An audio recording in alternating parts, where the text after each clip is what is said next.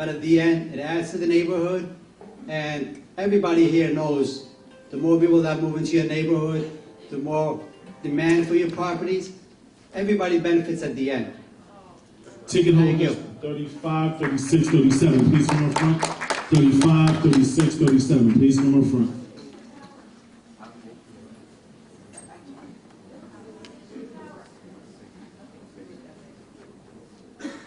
What's your number? 35? Mike is yours. 36 and 37, please come up front. Good evening, everyone.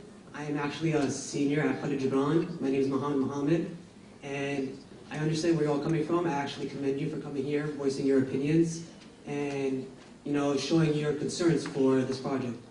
And I understand like all your concerns too, because like even today, I won the track team, and I even went to Fort Pierce Park to practice there. I've been here for 4 years coming to the school in the neighborhood, so I understand how this neighborhood is special. It's kind of special to me too. But I also want to acknowledge that there are problems in our school. There are limitations. 30 seconds. Thank you. There are limitations in our school because of the space, because of the facilities. Like we lack electricity to the point where not all our treadmills are working because like there's not enough electricity to go around, and especially in the summer with the ACs and all that. So basically, my position is not to fight for these towers or against these towers. My position is to fight for my school, and I want to leave here knowing that you guys will support our school no matter what happens with these towers. Thank you. 36. Yep, 36. 37, 38, 39, please come up front. 37, 38, 39, please come up front. Hi, my name is Ivan Bart. I grew up in Brooklyn, and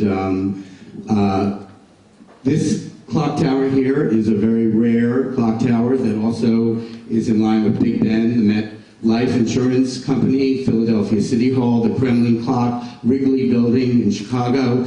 It's a very important building. I took this picture several years ago on 3rd Avenue. That will be completely blocked. I don't understand why a landmark building that got passed through the city to be landmarked would actually be covered.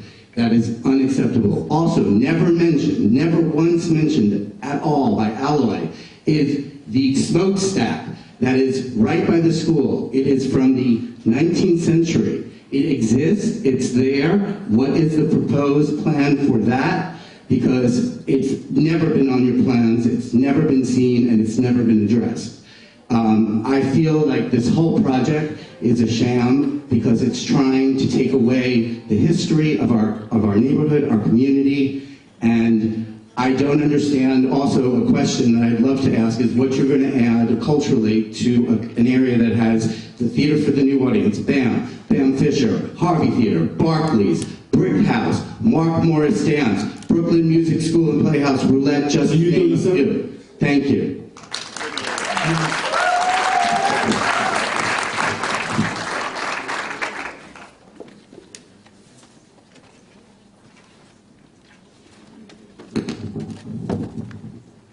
Hi, my name is Brendan Gibbons and I live on State Street. I'm actually going to respond to some of the community board members' questions.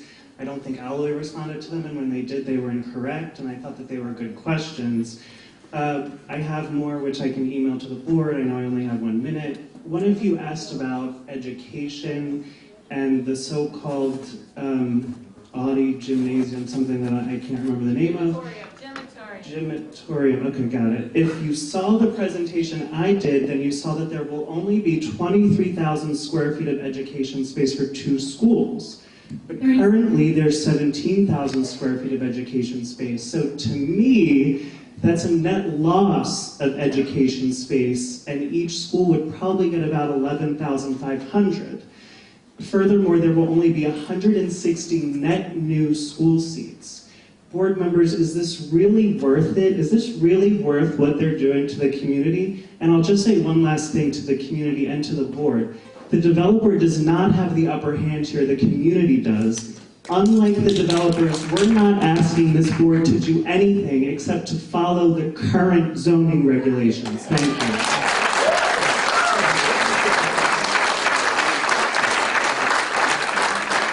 Sarah Labuda, Sam Pepper, Mason Muhammad. 39, 40, and 41, please come up front. 39, 40, and 41. 39 can go straight to the mic. 40 and 41, please have a seat up front. Okay, 40 can go straight to the mic. Thank you. Hello, everyone. I'm Daughtry Karstarfin. I'm an architect. I live at 546 State Street, and I have 2 children in District 15 middle and high schools right now. I'm here to talk about the loading dock. The project proposes 2 loading docks, one of which is positioned mid-block on my block of State Street between the project's lower school main entry and residential entry of the 47-story tower. Though the dimensions of the dock have not been shared, I'm assuming it holds 2 berths. My block of State Street is unique. It hosts a district boundary in the middle of the street. If you go to dot.info, you can measure the State Street width. From curb to curb, it is less than 30 feet. Point number 1. Point 2, per the existing zoning resolution 36-683, there is no entry or exit to a loading dock that can be located within 30 feet of a residential district boundary. Number 3, the loading dock positions conflicts of program between the 350-seat elementary school, the loading dock, and the office/residential tower. I think this is a conflict of program that causes immense safety concerns. Point 4, it contributes to an existing congestion condition at the end of State Street. This is my street. If you've spent any time on the street, you know that this is a problem. A loading dock is going to exacerbate that. I do not support the position of a loading dock on State Street by any means. Thank you.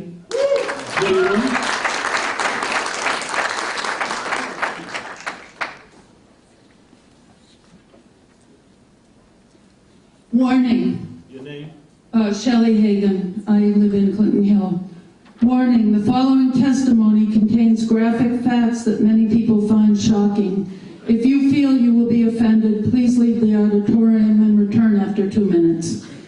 This audience is made up of developers, their lobbyists, and citizens. The developers and lobbyists have been laying the groundwork for 80 Flatbush for years in pay-to-play vote buying in the halls and chambers of government, while most of us citizens knew nothing about it until last year when the 1,000-foot tower was loaded onto the ULURP Express. 30 seconds. Tonight is the first stop on this ULURP. We all know the commuter trains don't run on time. ULURP always does. Always arrives on time at the City Council chambers and gets the welcome it expects from the Council, that is to say, the go-ahead, most times by acclaim. In the 42 years since ULURP became law, my understanding is that only once has the Council rejected a ULURP proposal.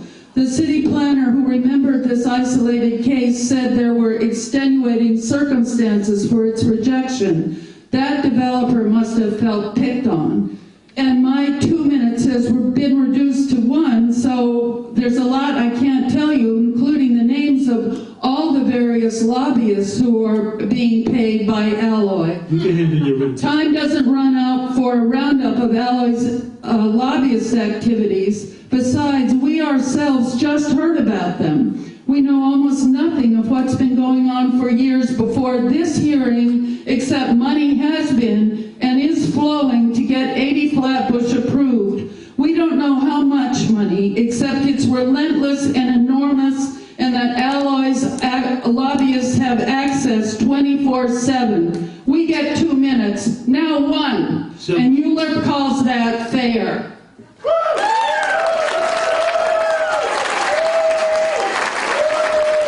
James Schmidt and William Thomas. Jake Schmidt, William Thomas.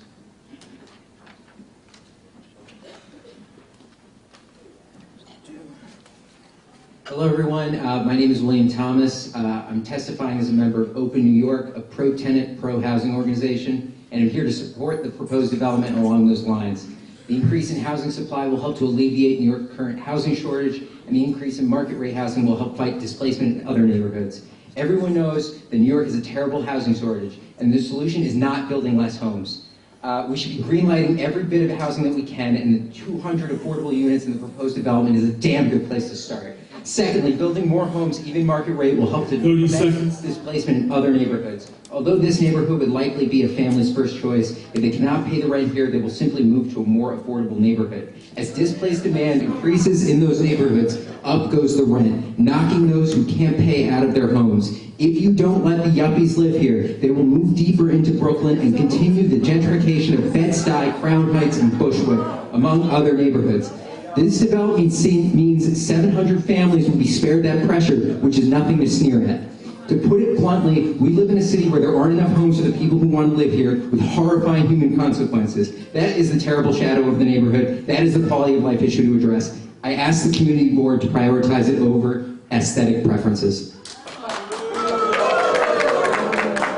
Ticket holders 42, 43, and 44. Oh, yeah, I'm sorry. Come on, Jake. Hey everyone, I'm going to keep this so quick. I bet I can do 30 seconds. I wanted to respond to something that a bunch of people have come up here and said, which is that they don't oppose development, they just oppose bad development. They want smart development, which apparently means more brownstones. And I just wanted to say that building lots of housing near a transit stop like this that has such good service is exactly where we should be building housing. And I just want to ask, if not here, then where? Thank you. 42,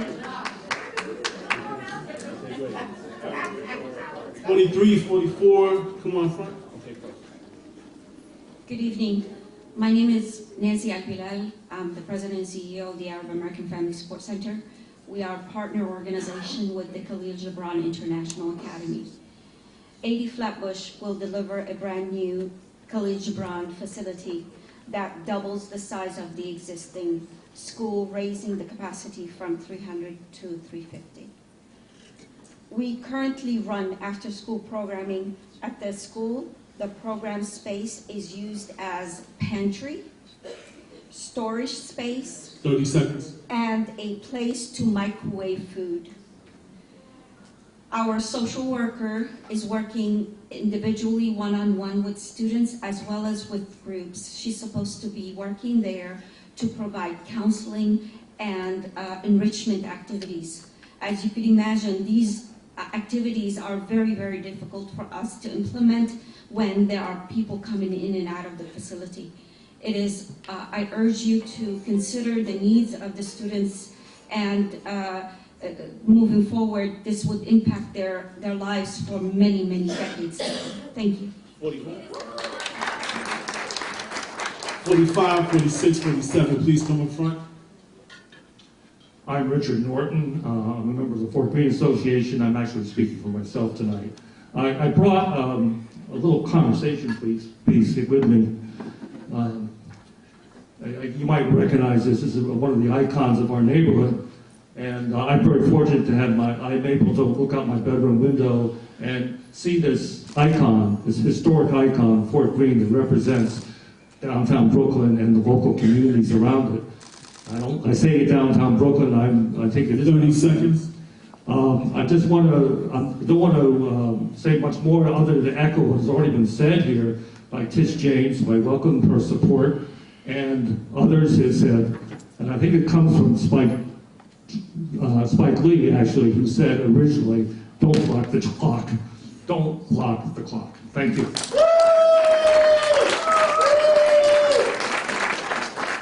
45, 46, 47, 48, 49, 50, 51, 50. Okay, come on. I'm trying to get us all out of here. Good evening, everyone. My name is Audrey Churchill, and from what I've heard so far, I can say that I was born and raised and lived in a project in Clinton Hill area, moved in 1962, so far as I've heard, I'm one of the longest members of the community within the room. I attended Brooklyn Tech High School, I'm currently a member, an owner at the Clinton Hill Co-op. I'm on the board of that co-op, and I also have a business in Fort Greene. I'm basically here to represent the people in our co-op who all want to stand in solidarity with both the Fort Greene and Borum Hill neighborhoods to oppose this project. Any use of taxes or any kind of money that is being spent in our neighborhoods should be going towards affordable housing, should be going towards making sure that the existing laws or the existing space or FAR that is being used is being used to create affordable housing and certainly not market rate housing. 700 units market rate, to assume that none of those people are gonna have cars, so you should build a building with no parking lot, is insane. So. Your number? Your number? Okay, so 49, 50, 51, 52, 53, 54, 55, 56, 57.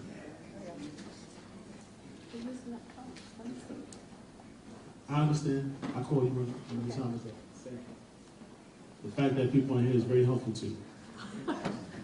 Good evening. My name is Jack Davies. I'm the Policy and Campaign Manager for Transportation Alternatives. I'm here tonight to voice strong support for the proposal to eliminate parking minimums at 80 Flatbush. We need growth that encourages public transit use, walking, bicycling, instead of driving, and I feel especially strongly that the requested waiver in this case is the responsible approach to development in downtown Brooklyn. Research has shown that when the supply of parking is increased, the demand to drive also increases, even when that driving isn't critical, as is the case at Atlantic Terminal. This in turn leads to increased traffic congestion, slower bus speeds, increased air pollution, and compromised pedestrian and bicycle safety all across the city.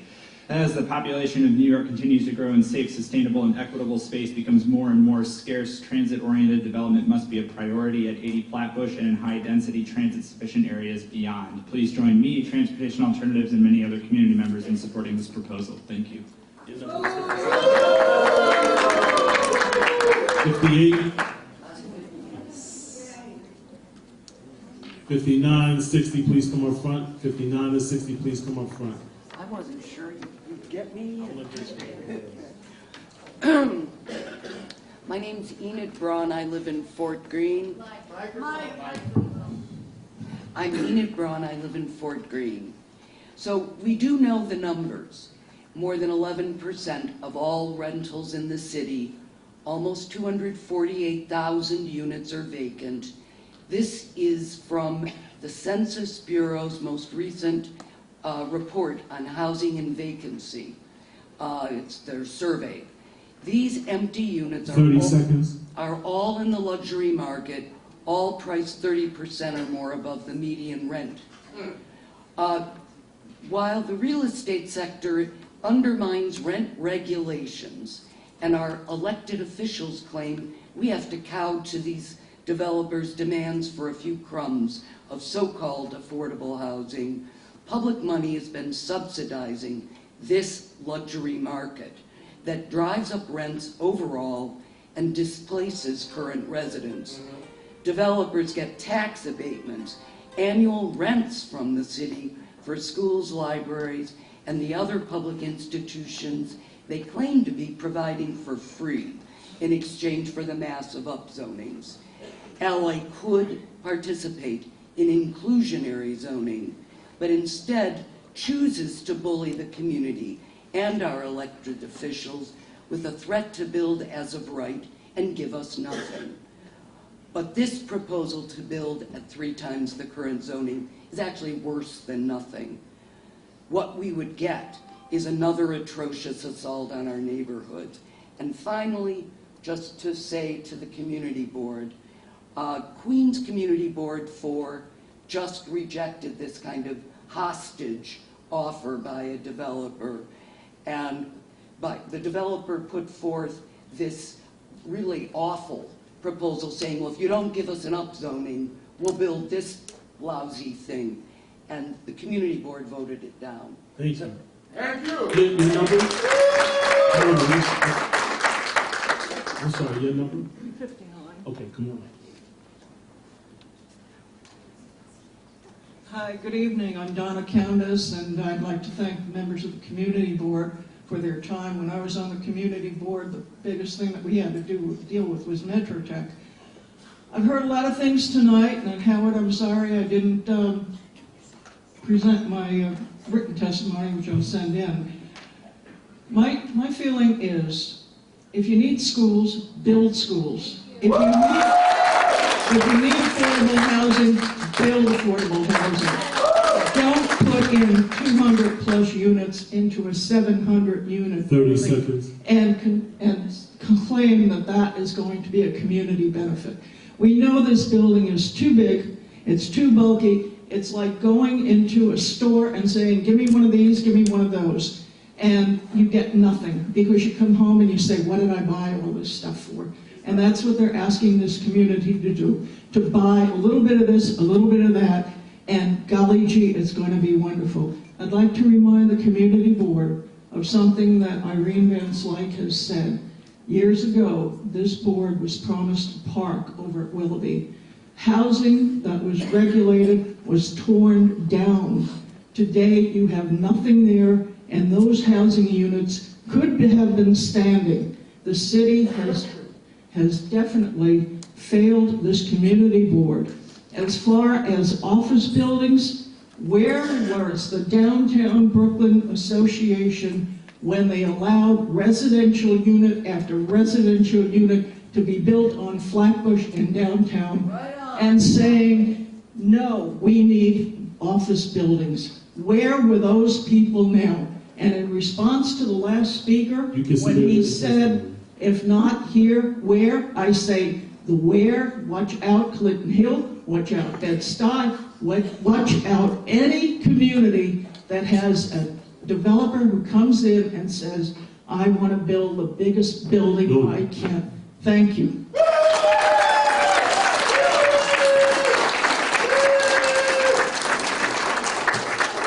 Michael White, Noticing New York, Citizens Defending Libraries. Opposed. Whoa, boy! This is the way we're doing schools these days. First, we don't build them, and then we offer them by gifting them as playthings to developers, putting the developers in the driver's seat. Well, there was a slide up there saying that we're not building these schools with city capital funds. Right. A free lunch? Anyone who tells you that they're offering you a free lunch is looking to scam you. Jane Jacobs called these private-public partnerships monstrous hybrids. What do we mean by that? Well, anyone remember Dock Street? Well, there was a chain of smoking gun emails that gave you the thought process. No, the city councilman for the district has identified better sites for the school. But what are we going to do? We don't want to do that. We just want to use the school as bait for a development. That's what was going on. By the way, Fifth Avenue Committee, a respected organization, look, they're also not only promoting this, they've been promoting the sale and shrinkage of libraries, and they were at fault for the destruction of the second biggest library. So this is not the way we do it. Gymnasium, whatever, gymatorium, that's just an indication, like with library, flex space, there isn't room. Yes, it is too small. When everything has to be done on a flexible basis, now it's this, now it's that, now it's whatever, that means it's too goddamn small, and they're just trying to cover their asses.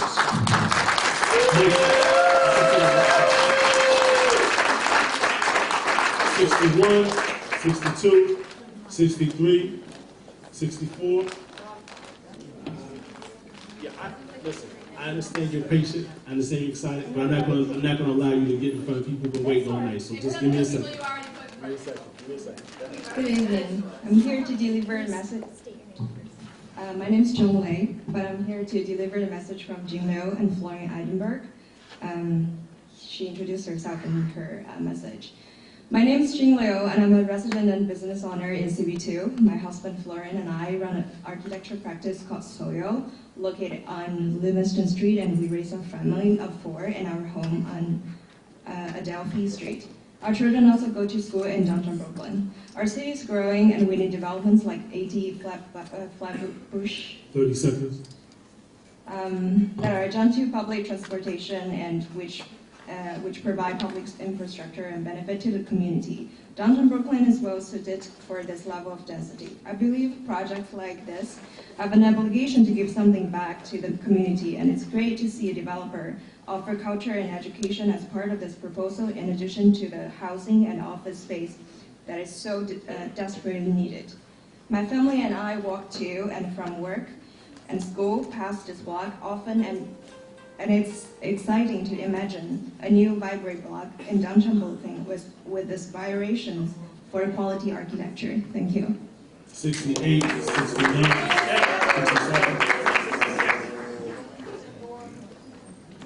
Hi, everybody. My name is Henry Carey. I'm the former Vice President of CEC 15. I want to speak about the justification of the elementary school. The developers are completely misrepresenting the situation. I'm trying to be polite. First, bear in mind that they use this euphemism called no action. No action means they're going to build 1 tower, and you do not include the number of students that they will generate by just the 1 tower.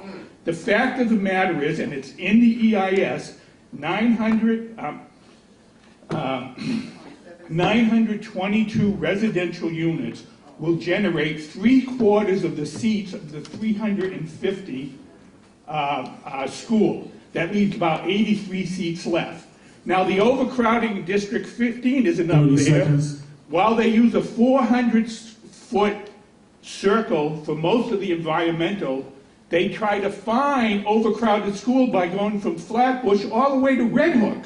And I can tell you, if you have a kindergarten in 29 an overcrowded school, are you going to put them on a bus to send them to one of the most busy intersections in Brooklyn? I don't think so. The DOE clearly says if you live over a half a mile away, you should be bused. And you're only going to get 83 seats. So 83 seats for 2 towers? I don't think so. We should recognize that this is really a scam. Thank you very much.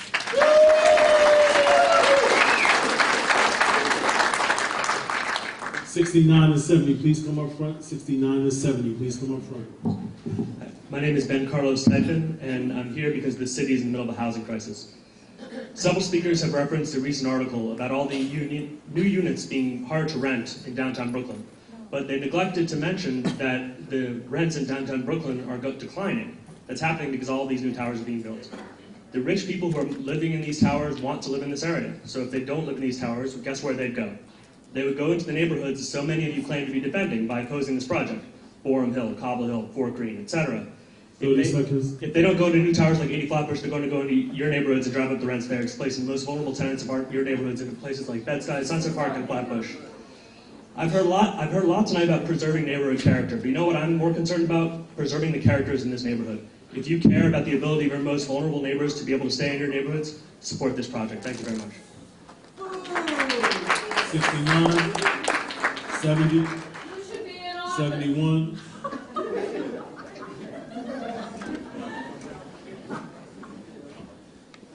Hello, everyone. Thanks for the opportunity to speak. Thanks for bearing with us. My name is Jeff Organiziak. I'm a resident of Borum Hill and a father of 2. I'm here to voice my support for the project. As young parents, my wife and I are beginning to look at schools for our 2-year-old daughter. We're beginning to realize that District 15 has a serious problem with overcrowding. That's why we're excited to see that this project includes a new elementary school. We're zoned for 261, which is operating at well over 100% capacity. This school will help alleviate that overcrowding, as well as overcrowding in other schools in the district. 30 seconds. Downtown Brooklyn has grown a lot in recent years, as well as the surrounding areas. As a community, I think we need to be proactive, not reactive, and this is a great opportunity to plan for the future.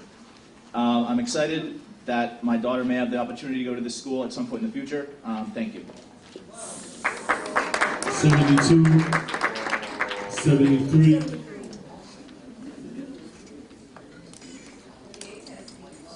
Hi, Hi, good evening. My name is Joan Rudishan. I've been a resident of Fort Greene for 34 years, and the proposal for these huge buildings has led me as a citizen of Brooklyn, USA, to huge questions. For example, why do large-scale for-profit developers need and deserve our public financial support, which they receive for decades through generous tax abatements?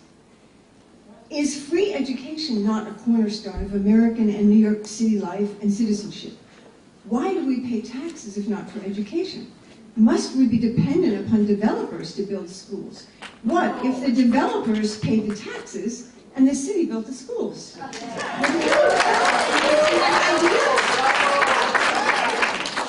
So, and why should small homeowners, small building owners and businesses have to bear an increased tax burden to provide funding for infrastructural improvements made necessary by the new buildings, but not provided by the developers? And I have the same questions about affordable housing and the homeless crisis. Even if our history of building affordable housing is flawed, we can learn from past models and create affordable housing without depending upon large developers to do this. We can use affordable housing to create buildings way out of scale for their context, for their own profit. And I have a lot more to say, especially about trees and tree canopies, and I'm not going to have the time to do it.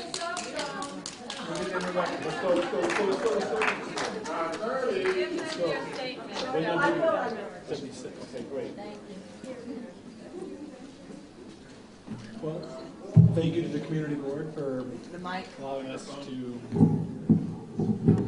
voice our opinions. I live in Cobble Hill, Kew Gardens. My name is Matthew Novacek. I sat and watched as the Litch development discussion happened, played out very similar to what's happening in this room. At this point, I live in a neighborhood with an overcrowded school. I drop my kids off in the morning and remind them of it. I pick them up. 30 seconds. I come home, I see them crying over their math homework. There aren't enough teachers in that school. All I can say is we missed it on that one. And I didn't stand up and say it was wrong to push up against the developer. We probably should have agreed what they're proposing. It would have given us additional classrooms. Now we just have $20 million apartments going up. You're going to get those anyways there, so get something out of it. Take some crumbs. Eat some crumbs. That's on 76, 77. 75.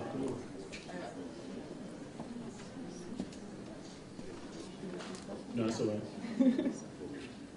Hi everyone, my name is Victoria Cambranes. Some of you might know me. I ran for city council in the last election. I'm also a community activist and a lifelong resident of Brooklyn.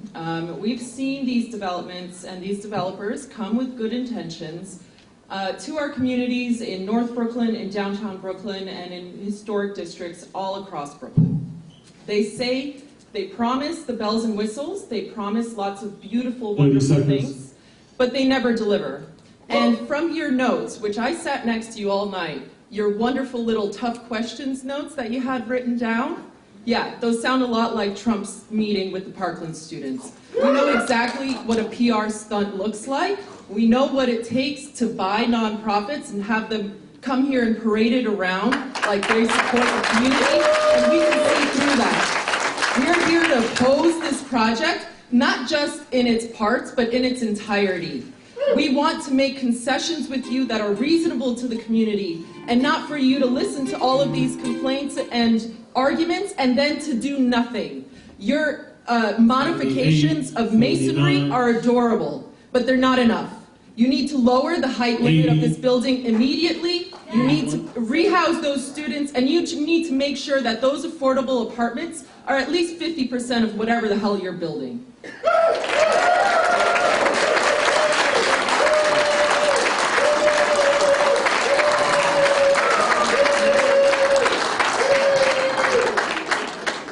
'82, '83, '84, come up front so we can kind of try to get through everybody. That's my goal. Let's go. Hi, obviously I have to be fast.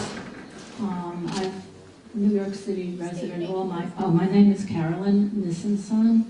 I've lived in Fort Greene since 1972 as an early renovator, not as someone coming in with a hell of a lot of money and re-renovating a renovated building.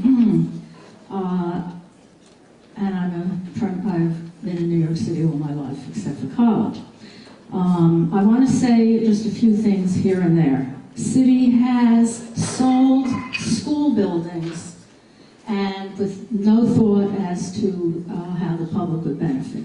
For example, on the corner of Vanderbilt Avenue and Sterling Place, is it one block past Park Place, there's a school at the corner. And across the street there was another school, and now it's condos.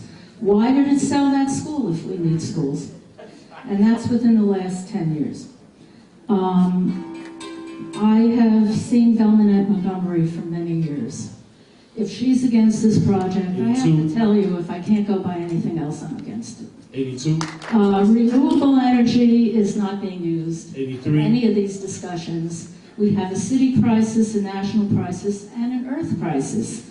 It's about time that these buildings start using renewable energy. It shouldn't just be Habana Outpost on the corner of South Portland Avenue and Fulton Street.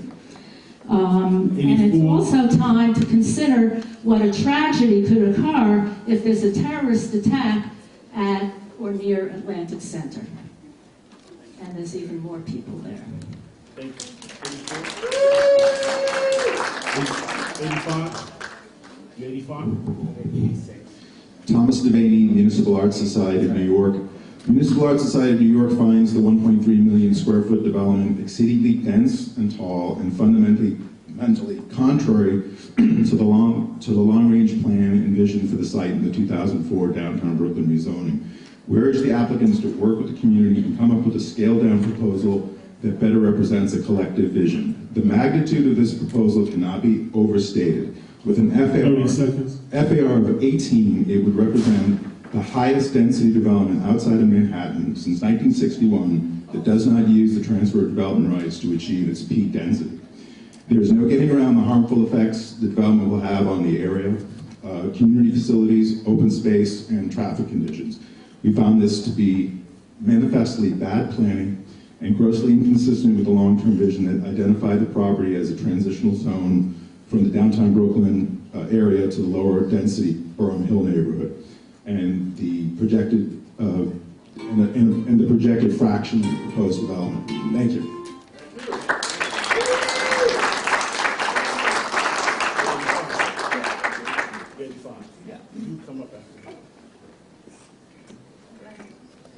Hello to the 5 of us who are left, and hello to the 200 people outside who couldn't get in because we didn't book a big enough room. My name is Ben Richardson. I'm a board member of the Fort Greene Association. I'm on the school leadership team at Public School 38, which is zoned for 80 Flatbush, and I'm a resident of 1 Hanson Place and on the subcommittee of the board. So I have a lot of vested interest in this project. But I don't want to repeat things that have been said, but I want to underscore a couple things that I find critically important. First is that this upzoning, we implore you, the community board, as our protectorates, our guardians of the community, to not gift $250 to $300 million in free city and DOE-owned land use and air rights to this developer for a public-private partnership. That's what's being asked, a gift. A gift, and then the tax breaks begin. Also, the 100 meetings, yes, there have been a lot of meetings that have occurred, but that, I would implore you to ask for the list of the meetings and what was said at the meetings. As has been referenced earlier, every meeting began with, we oppose this project, to which was responded, we can't change anything, so now let's talk about the color of the curtains. The other exception that's being asked is to push the affordable housing out. So yes, affordable housing is important, we all support that, but it's being asked to push out to 2025. So the city may never see this. It may take forever to deliver. And lastly, no one will oppose the principle of the school. Everyone supports them, but it is sadly criminal that they are being trotted out to defend this project. So you are our last speaker for the night. And so I want to thank everyone for your participation tonight. But this is our last speaker. You can always come to the Land Use Committee meeting, which will take place on April 18th. Thank you. Okay. Look, State Street is a My name is Eileen Boxer, and I live at 548 State Street, right across the street from this development.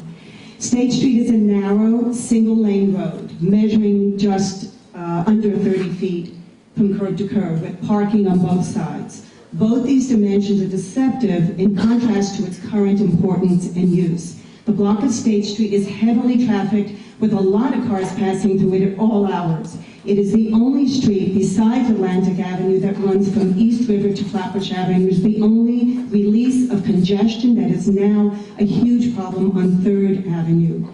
Alloy is proposing to place an elementary school entrance and a loading dock side by side, and it's assumed that this small residential block will be able to support a continuous load of deliveries for retail and corporate and residential and school needs of their development. It is assumed that the lines of the school buses that pick up children, clean up tons of garbage, and efficiently deliver tons of products and moving items at all hours from 5 a.m. until the evening, almost every day, without impeding the now steady flow of necessary traffic and current sanitation and delivery load.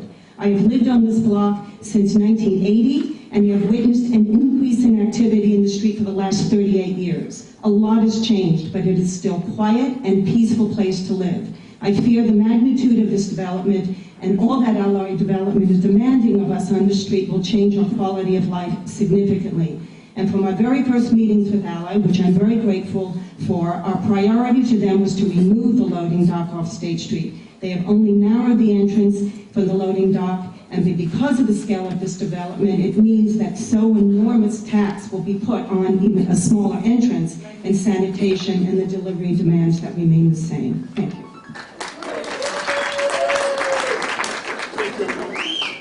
Thank you, everyone. Have a good night. Get home safe.